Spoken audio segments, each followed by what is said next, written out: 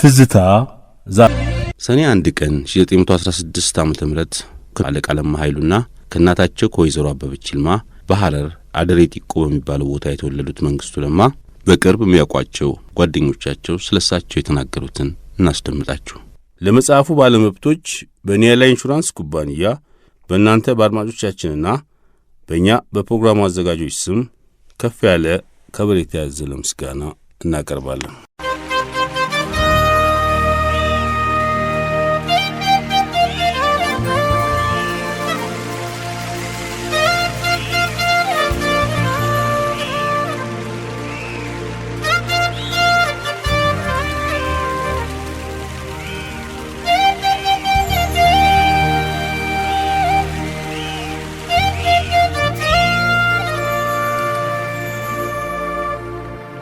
መንግስቱ ፍጹማዊ ወይም ፐርፌክሽኒስት ነበር ለማለት ይቻላል።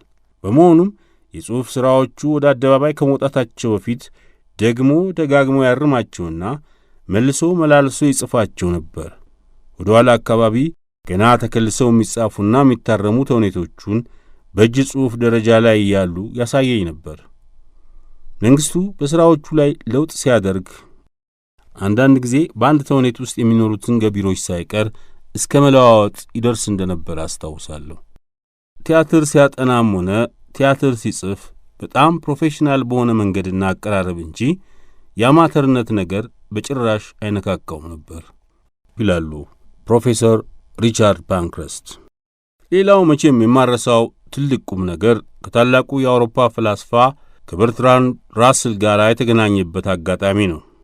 በዚያን ጊዜ ወጣቶች ጀግና የነበረው ትልቁ ሊቅ የምዕራብና የምስራቅ አገሮች በሰላም አብሮ መኖር የሚያስፈልጋቸው ስለመሆኑ ለመግለጽ ወደ ትምህርት ቤታችን ይመጣል። ታዲያ ፈላስፋው ንግግሩን ይጀምርና እሱ የሚለው አይነት ሰላምና አብሮ መኖር በዓለማችን እንዲሰፍን ለማድረግ የሚቻለው ኃያላኑ አገሮች በተቻለ መጠን አንዱ ተሰሚነት ባለው ክልል ሌላው ጣልቃ እንዳይገባ በመከላከል ብቻ መሆኑን ይገልጻል። በዚህ መሠረት ሰላም ከተፈለገ ሶቪየት ኅብረት በምስራቃዊ ግማደ ዓለም ዶሚናንት እንደሆነች ትቀጥል ዘንድ ሊፈቀድላት እንደሚገባና በአንጻሩም ምዕራባውያን ኃይሎች ደግሞ በአፍሪካና በአብዛኛው እስያ ተመሳሳይ ሁኔታ እንዲኖራቸው መደረግ እንደሚኖርበት ይገልጻል። በዚያን ጊዜ ጭብጨባው ይደምቃል።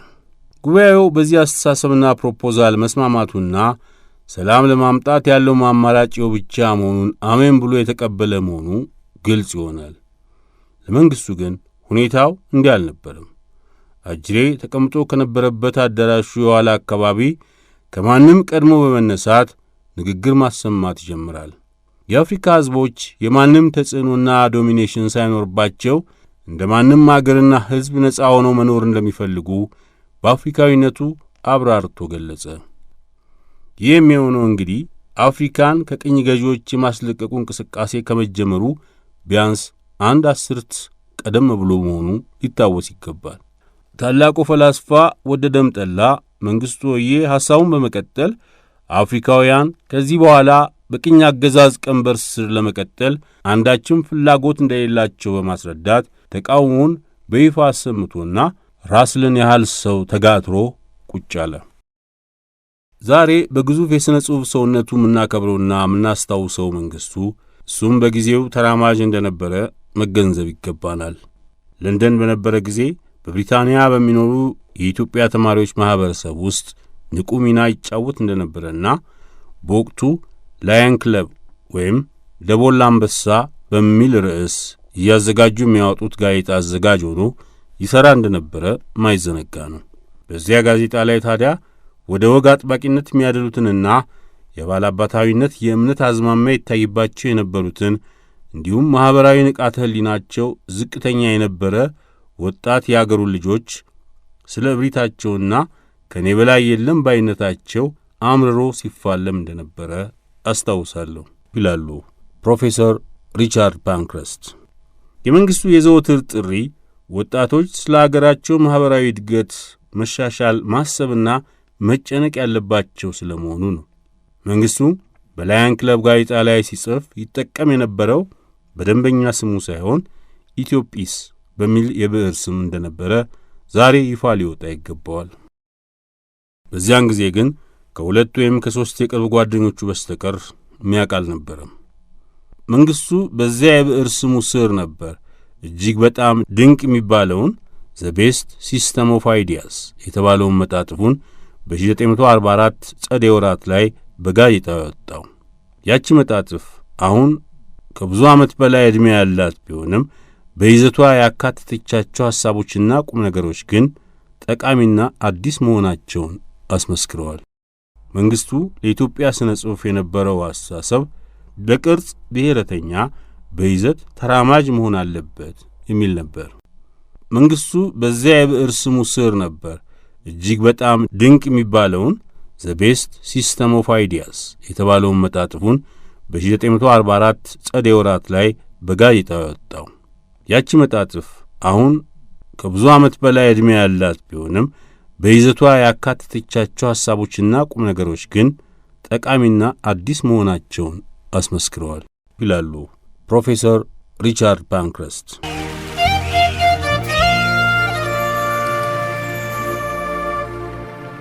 ገጣሚና ደራሲው የአዲስ አበባ ዩኒቨርሲቲ ቲያትር ጥበብ ክፍል ኃላፊ ቲያትር መምህር ሆነው ይሰሩ የነበሩት ተስፋዬ ገሰሰ እንዲህ ብለው ነበር።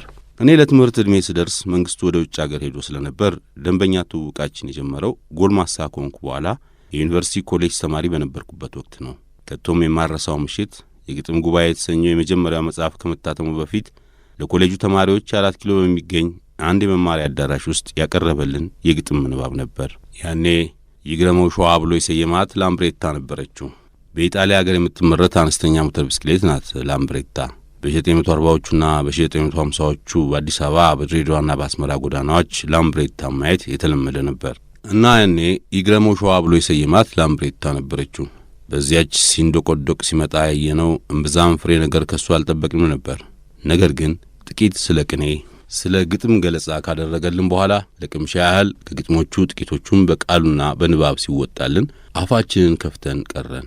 በወል ቤት ግጥሞች ብቻ ተጠምቀን ያደግን ወጣቶች ለአማርኛ ግጥም የነበረንን አድማስ በሰፊው ዘረጋለን።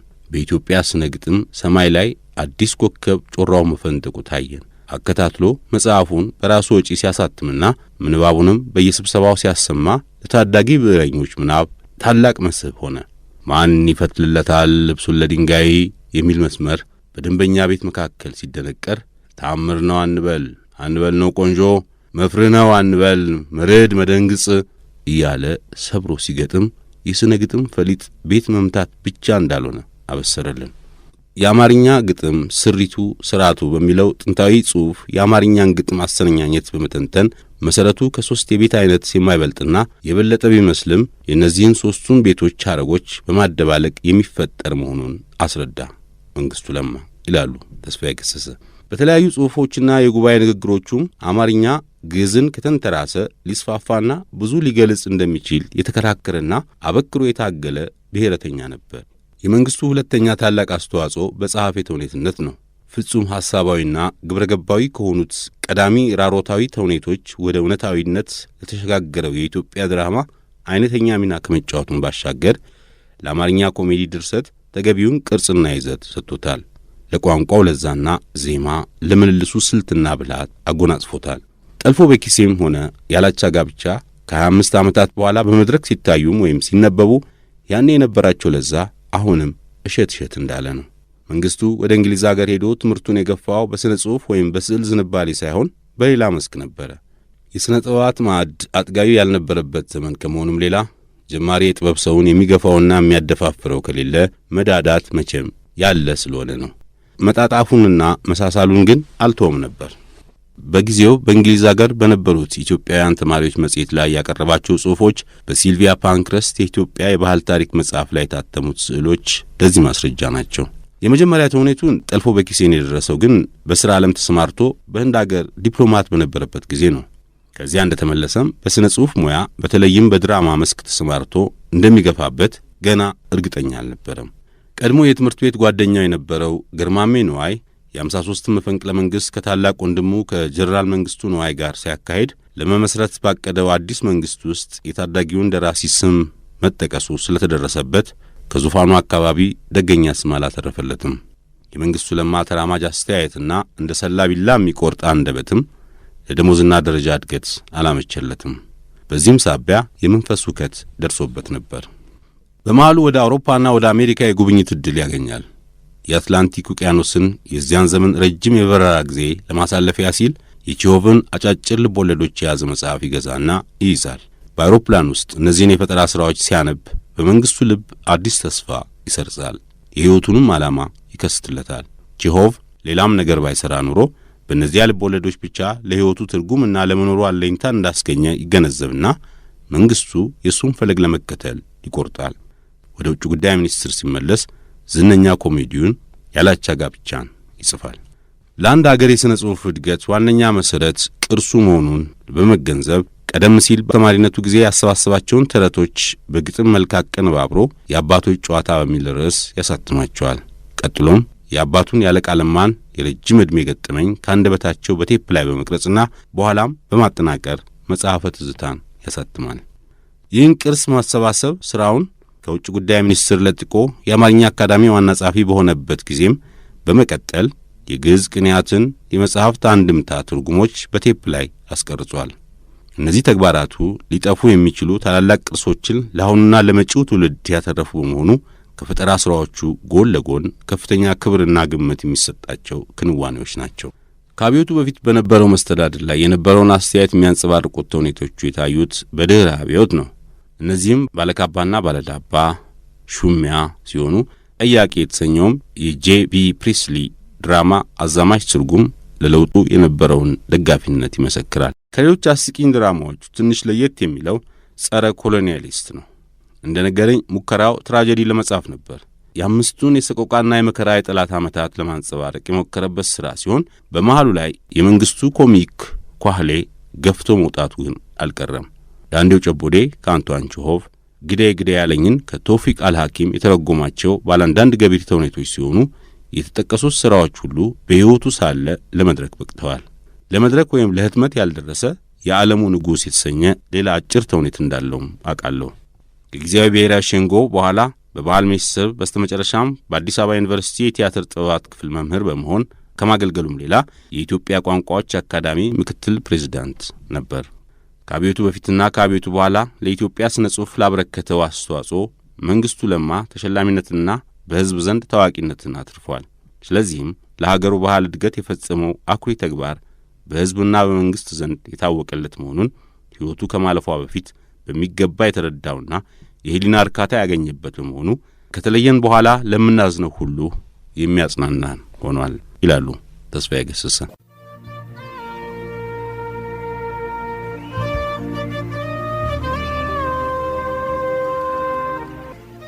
በፌዴሬሽን ጊዜ የኤርትራ እንደራሴ የነበሩት የአቶ ተድላ ባይሩ ወንድም አቶ ሀብተአብ ባይሩ የባለቅኔው የረጅም ጊዜ የቅርብ ጓደኛ ናቸው።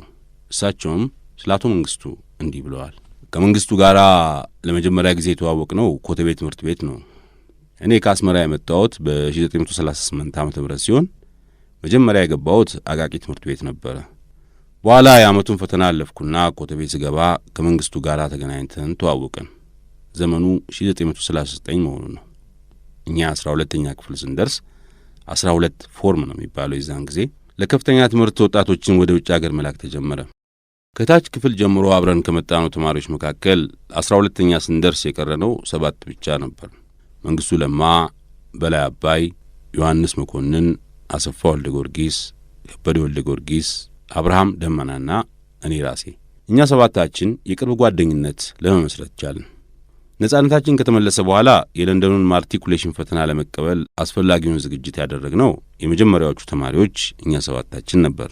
እንደ አጋጣሚ ሆኖ ግን የለንደን ማርቲኩሌሽን ፈተና በብሪቲሽ ኤምባሲ አማካይነት መጥቶልን ከተፈተነው ተማሪዎች መካከል የማለፍ ዕድል ያጋጠመን መንግስቱ ለማና እኔ ነበር። ታዲያ መንግስቱና እኔ ፈተናው እንዳለፍን ወደ ብሪቲሽ ካውንስል ተጠርተን ለእናንተ ለሁለታችሁ ስኮላርሺፕ እንሰጣችኋለን ተብሎ ሲነገረን እኛ ደግሞ በበኩላችን የእናንተን ስኮላርሺፕ አንፈልግም፣ እኛ ንጉሠ ነገሥታችን ይልኩናል በማለት በልጅ አእምሮም ቢሆን በኩራት መልሰናል። የሆነው ግን ያለ ምክንያት አልነበረም። በዚያን ወቅት እንግሊዝን ከኤርትራ ለማስወጣት ጠንካራ የፖለቲካ ትግል ተይዞ ስለነበረና እንቅስቃሴውንም ከሚመሩት መካከል አንዱ ወንድሜ ተድላ ባይሩ እንደመሆኑ የፖለቲካው ነገር እኔን ተጠናውቶኝ ስለነበረ ነው። እዚህ አዲስ አበባም ውስጥ ቢሆን በእንግሊዝ ላይ የነበረው ጥላቻ ቀላል አልነበረም። ምክንያቱም እንግሊዝ በፋሺስት ኢጣሊያ እግር እንደተተካች የቅኝ ገዥነት ዓይኗን በመላ ኢትዮጵያ ላይ ጣል ማድረግ ጀምራ ስለነበረ ይህ ሁኔታ በሕዝቡ ዘንድ ጥርጣሬና የሻከረ ስሜትን መፍጠሩ አልቀረም። እናም በሁላችንም ዘንድ ጥላቻ አሳድሮ ነበር ለማለት ይቻላል። በተለይ ተማሪዎች ከእንግሊዝ ጋር ተደርጎ የነበረውን የ1936 ዓመተ ምህረት የውል ስምምነት በሚገባ ያውቁት ስለነበረ የተቃዋሚነቱን መንፈስ በተለይ በእነርሱ አካባቢ ጠንከር ያለ ነበር። እንግዲህ ከዚያ በኋላ ነው ከመንግስቱ ጋር እየተግባባን የመጣ ነው። ሁለታችን እጅግ የጋለ የሀገር ፍቅር ነበረን። በማንኛውም ደረጃ የቀድሞ ኃይለ ሥላሴንም መሪነት ያላንዳች ማመንታትና ጥርጣሬ በሙሉ ልብና በፍጹም ታማኝነት ተቀብለነዋል። በዚያ ላይ ንጉሠ ነገሥቱ የኮተቤንና የተፈሪ መኮንንን ትምህርት ቤቶች ልክ እንደ ግል ትምህርት ቤቶቻቸው በተለየ ዓይን ስለሚያዩአቸውና ተማሪዎቹንም ጠዋት ማታ ስለሚንከባከቧቸው በወጣቶቹ ዘንድ ልዩ ፍቅርና ድጋፍ አስገኝቶላቸዋል ለማለት ይቻላል። በቀን ወደ ትምህርት ቤቱ እየመጡ ክፍል ገብተው በመቀመጥ የትምህርት አሰጣጡን ሁኔታ ይከታተሉ ነበር። ከዚያም ሌላ በትልቅ መኪና ብርቱካንና ፍራፍሬ አስጭነው በመምጣት እንዲታደለን ያደርጉ ስለነበረ ለእርሳቸው የነበረን ድጋፍ እጅግ የላቀ ነበር። ያን ጊዜ እኛም ንጉሣችንን ከማክበርና ከማፍቀር በቀር ስለ ፖለቲክስ ምንም የምናስበውና የምናውቀውም አልነበረም። የመደብ ትንተና፣ ማርክሲዝም፣ ምንትስ የሚባል ነገር አናቅም። ለገና በዓልና በዓመቱ መጨረሻ ትምህርት ቤቶች ለክረምት በሚዘጉበት ጊዜ ሲቃረብ ሁሉም ተማሪ ከየሁለተኛ ደረጃ ትምህርት ቤቶች ከመነን፣ ከውንጌትና ከተፈሪ መኮንን ወዘተ በገነተ ልዑል ቤተ መንግሥት ዛሬ አዲስ አበባ ዩኒቨርሲቲ ሆነው ተሰብስበን የሹራብና የብስኩት ስጦታ እንቀበል ነበር ያላንዳች ልዩነት ይላሉ ሀብታ ባይሩ። ቀደም ሲል እንደጠቆምኩት በ1940ዎቹ ለከፍተኛ ትምህርት ወደ እንግሊዝ አገር ሄድን። መቼም እኛ ኢትዮጵያውያን ስለ ራሳችንና ስለ አገራችን ያለን ግምት ከፍተኛ ነው ይላሉ አቶ ሀብታ ባይሩ። ብሔረተኝነታችንን በእውነቱ አንዳንድ ጊዜ ወደ ትምክህተኝነትም ደረጃ ይሄዳል ብል የተሳሳትኩ አይመስለኝም። በመሆኑም እንግሊዝ አገር ሲባል ሳር በጭራሽ የማይበቅልበት በበረዶ የተሸፈነ ሌሊትና ቀን ብርዱ የማይቻል መስሎ ነበር የሚታየን። በዚህ ሳቢያ መንግስቱ ታላቅ ወንድሙን ካፖርት ወይም ወፍራም ሹራብ እንዲገዛለት ቢጠይቀው አቅሙ እንደማይችል የገለጸለት መሆኑ ትዝ ይለኛል። ለማንኛውም መንግስት ጥሩ አልብሶን ተሽሞንሙነን ወደ እንግሊዝ አገር ተጓዝን። እንግሊዝ እንደደረስን ሬጀንት ስትሪትስ ፖሊቴክኒክ በሚባል ትምህርት ቤት ገባን። በኋላ የለንደን ስኩል ኦፍ ኢኮኖሚክስ ተማሪዎች ሆነ። ለንደን በተማሪነት ባሳለፍናቸው ዓመታት መንግስቱ አማርኛ ያስተምረኝ ነበረ። እኔ ከአስመራ እንደ መምጣቴ የአማርኛ ቋንቋ ችግር ያለብኝ በመሆኑ በኢትዮጵያ ያልተማርኩትን መንግስቱ በውጭ አገር አስተማረኝ። የለንደን ቆይታችን አብቅቶ ሁላችንም ወደ አገራችን ከተመለስን በኋላ በላይ አባይና እኔ ወጣት ቢሮክራቶች ለመሆን እምብዛም ጊዜ አልወሰደብንም። መንግስቱ ለማ ግን በተራማጅ አስተሳሰቡና አክራሪ አቋሙ የተነሳ ለየት ያለ ሰው ነበር። ለምሳሌ አንድ ቀን ስልክ ደወልና ከበላይ ጋር አምሳ ጋበዘን። ወለላው እስቲ አብረን ምሳ እንብላ አለ። ጓደኞቹን ወለላው ነበር የሚለው እስከ ሞቱ ድረስ። ዛሬ እጅግ ውድ የሚባለውና ማንም የማይደፍረው ካስቴሊ ሆቴል ያን ጊዜ ዋጋውም ቀለል ያለ ስለነበረ እዚያ ሄደን ምሳችን እየበላን ሳለ መንግስቱ ሊያማክረን የፈለገውን ጉዳይ አነሳና አቶ መኮንን ሀብተወልድ ጠርተውኝ የሀገር ፍቅር ማህበርን እንደፈለክ እንድታዝበት የፈለከውን እንድታሳይበት እንስት፣ በተጨማሪም አንድ ትልቅ አፓርትመንት፣ አንድ መኪናና ወፍራም ደሞዝን መድብልህ ብለው ፕሮፖዛል አቀረቡልኝ። ምን ይመስላችኋል አለን።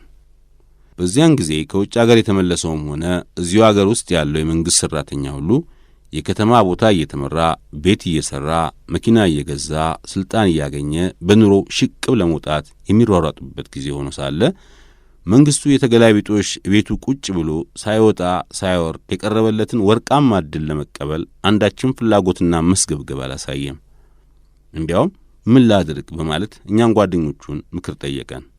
መኮንን ሀብተወልድ በወቅቱ በጣም የሚፈሩ ባለስልጣን ቢሆኑም መንግስቱ ግን ለንደን ያለን ጀምሮ ወደ ራዲካል ፖለቲክስ ጭልጥ ብሎ ገብቶ ስለነበረና ለፊውዳሉ መዋቅር ስልጣንና ለማቴሪያል ጥቅም እምብዛም ግድ ስላልነበረው የባለስልጣኑን ፕሮፖዛል ከቁም ነገር አልጣፎም። መንግስቱ ማርክሲዝምን በደንብ አንብበዋል። ስለዚህ የአቶ መኮንንን ፕሮፖዛል የማይቀበለው ከመሆኑም ሌላ ፍላጎታቸው የፕሮፓጋንዳና የፖለቲካ መጠቀሚያ መሳሪያ ያደርጉት እንጂ ነጻነት ሊሰጡት እንዳልሆነ የራሱንም ሆነ የሌሎቹን ቲያትሮች ለማሳየት እንደማይፈቅዱለት የተገነዘበ መሆኑን ገለጸልን። በዚያን ወቅት የመንግስቱ ደሞዝ ትንሽ ነበር፣ መኪናም አልነበረውም። ግን ለሚኒስትሩ እጅግ የሚያማልል ፕሮፖዛል አልተንበረከከም። በእምነቱና በመርሁ ጸና እንጂ። መንግስቱ ለማ በእውነቱ ጀግና ምሁር ነበር ብዬ ለመመስከር ቅንጣት አላመነታም። የመንግስቱ የሞራል ጥንካሬና ምሁራዊ ድፍረቱ ወደር የለሽና ለሁላችን አርአያነት የነበረው ነው። ይህ በመሆኑም እስከ ሚኒስትርነት ደረጃ ለመድረስ ሲችል ተጨቁኖ ለመኖር ተገዷል። መንግስቱ የሚጠላው ቅጥፈት፣ ማጭበርበር፣ እምነት ማጉደል ነበር። እሱ የሚጠላው ሁለት አይነት ህሊና ያለውን ሰው ነው። በአንድ በኩል እየቀጠፈ በሌላ በኩል ደግሞ እኔ እኮ ተራማጅ ነኝ የሚል አይነት ሰው በፍጹም የመንግስቱ ጓደኛ ሊሆን አይችልም። ኃይለኛው ሽሙጡና ስድቡ ነበር የሚደርሰው። በዚህ ምክንያት ከብዙ ሰዎች ጋር ፍቅር አልነበረውም። ይጣላል። ብዙዎች አይወዱትም። ግን የክፋት አልነበረም። ውሸት ስለማይወድ ብቻ ነው። መንግስቱ አደገኛ ወዳጅ ነበር። የእሱን ወዳጅነት ለማግኘት ከተፈለገ ቁልፉ ሐቀኛ መሆን ብቻ ነው። በመሆኑም ባኗኗሩ መብለጭለጭ የማይወድና የቅንጦት ዕቃም የማይማርከው ሰው ነበረ። ለምሳሌ በ1950ዎቹ ጓደኞቹ በማርቸዲስ ሲፈሱ እሱም ሄደው በላምብሬታ ነበር። መንግስቱ ለማ በሳል ምሁርና የተራቀቀ ባለቅኔ ነበር ብዬ ለመመስከር እደፍራለሁ ይላሉ አቶ ሀብታም ባይሩ። በእርግጥ ችሎታና እውቀቱ በግጥም ብቻ የተወሰነ አልነበረም። ጎበዝ ቲያትር ደራሲነቱም መዘንጋት የለበትም። በተለይ ስለ ቲያትር ከተነሳ በእኔ በኩል ስገመግመው የመንግስቱ ተውኔቶች ቲያትር ኦፍ አይዲያስ የሚባሉት አይነት ናቸው። ይህም የነ በርናርድ ሾውን መስመር ተከትሎ መሄድ ነው። ቲያትር ኦፍ አይዲያስ ሲባል አንድ ቲያትር የሚያነሳቸው ጥልቅ ሐሳቦች በሕዝብ ዘንድ እንዲሰርጹና ሕዝቡንም ለማስተማር እንዲጠቅሙ አድርጎ በማቅረብ ላይ የሚያተኩር ሲሆን የሕዝብን ፍላጎትና ስሜት የሚያንጸባርቁም ናቸው። የመንግስቱ ቲያትሮች ታዲያ በዚህ ፈርጅ ሊመደቡ ይችላሉ። መንግስቱ ግልጽና ጥርት ያለ አስተሳሰብ የነበረ ሰው ነው። ለምሳሌ እኔ ለ8 ዓመታት ያህል በደርግ እስር ቤት ታስሬ በነበረ ጊዜ አቶ ተፈሪ ቡዛየው ከሚባል የፊልም ባለሙያ ጋር እንተዋወቃለን። አቶ ተፈሪ ለ7 ዓመታት የሲኒማቶግራፊ ሙያ በሞስኮ ያጠና ሰው ነበር። ታዲያ እጁ ተይዞ ወደ 4ኛ ክፍለ ጦር በእስረኛነት ከገባ በኋላ አንድ ቀን ስንጨዋወት ይገርሞታል፣ ከሞት ያዳኑኝ አቶ መንግስቱ ናቸው አለኝ። እንዴት አልኩት። እኔ ሰናይ ልኬ ዘመድ ነኝ እና ሰናይ ልኬ ፓርቲያችን ውስጥ ግባ እያለ ይወተውተኝ ነበር። እኔ ግን የአቶ መንግስቱን ወዳጅነት አትርፌ ስለነበረና በጣም ስለተቀራረብን ወደ እሳቸው ሄጄ የትኛው ፓርቲ ልግባ ብዬ ስጠይቃቸው አትቀልድ፣ ተጠንቀቅ፣ ስልጣን በጁንታ እጅ ነው ያለው፣ ፍሪደም ሲሉህ እንዳያሳስትህ፣ ግድ ልግባ ካልክ ግን ሰደድ ውስጥ ግባ አሉኝ በማለት ያወጋኝ የማይረሳም ከመሆኑ ሌላ የመንግስቱን ያሳሰብ ግልጽነትና ጥራት የሚያሳይ አንድ ማስረጃ ሆኖ አግኝቼዋለሁ። የመንግስቱ ብር ገና ከጧቱ አንስቶ ኃይለኛ ነበር። ታዲያ ምን ያደርጋል? የሕዝብን ፍቅርና አክብሮት ቢያተርፍለትም በሕይወት በነበረ ጊዜ ከየባለሥልጣናቱ ሲያጋጩና እንዲጫኑትም ሰበብ ሆኖት ኖሯል። በእርግጥ ስነ ጽሑፋዊ ሥራዎቹ ለአንዳንድ ለውጦችም መንስኤ ሆነዋል። የመንግስቱ ኪሎትና ችሎታ ሰፊ ነበር። በስነ ጽሑፍ ብቻ የሚወሰን አልነበረም። የሚያስገርም የእጅ ሥራ ዕውቀትና ልምድ ነበረው። ለምሳሌ ቆዳ በመቆራረጥ የገንዘብ ቦርሳውን የሚሠራውና ጨርቅ ቆራርጦ ጃኬቱን የሚሰፋው ራሱ ነበር። ከዚህም ሌላ እጅግ በጣም የሚያስደንቀኝ የስዕል ተሰጥኦ ነው። ጎበዝ ሰዓሊ መሆኑን አስታውሳለሁ። ለምሳሌ ወዳጆቹ ቁጭ ብለው ሲጨዋወቱ እርሱ እዚያው ስዕል ይሠራቸው እንደነበረ ምንጊዜም ማረሳው ነው። መንግስቱ በሕይወቱ ፍጻሜ አካባቢ በጣም ብቸኛ ሆኖ ነበር። በእርግጥ ቀን ቀን ዩኒቨርሲቲ ሲያስተምር ይውላል። ከዚያ ውጭ ግን ከሰው መቀላቀልና አብሮ መሆንን እየተወ ነበር። አኗኗሩም ወደ መናኝና ወደ ብህትውና የሚያደላ አይነት ሆኖ ነበር። ስለ መንግስቱ ለማ አንዳንድ ሰዎች አንድ በጣም የተሳሳተ አመለካከት አላቸው። ወግ አጥባቂና ትምክተኛ ይመስላቸዋል። ግን አልነበረም። እንዲያውም መንግስቱ ግልባጩን ነበር። ተራማጅና ሊብራል ሰው ነበር። ዘረኝነት የሚባል ነገር በተለይ ሲያልፍም አይነካው። በአስተሳሰቡ ከጊዜ የቀደመ መንግስቱ የዛሬና የነገ ሰው ነበር። እርግጥ ለባህል መጠበቅ አጥብቆ ይቆረቆራል። ይህንን አሳስቶ የመተርጎም ነገር ይመስለኛል ያን አመለካከት የፈጠረው። ስለ መንግስቱ ለማ ባነሳውና ትዝ ባለኝ ቁጥር ይላሉ አቶ ሀብታም ባይሩ፣ የማረሳውና የሚያስደንቀኝ አንድ ባህሪውን ለማስተዋስ ሻለሁ። ይኸውም ኩሩነቱ ነበር። ምናልባት አባቱ በአንድ ፊት ጎንደሬ ስለነበሩ ያየሳበው ሊሆን ይችላል። ብቻ ቁንን ነበር። ሌላው ቀርቶ ምግቡን ሲመገብ ሳይቀር እየተጀነነ ነበር። እንጀራውን ቆርሶ እስኪጎርስ እንኳን ቢያንስ ከ10 እና 15 ሴኮንድ በላይ ይወስድበት ነበር። ሀብተ አባይሩ ሰኔ 7 ቀን 1988 ዓመተ ምህረት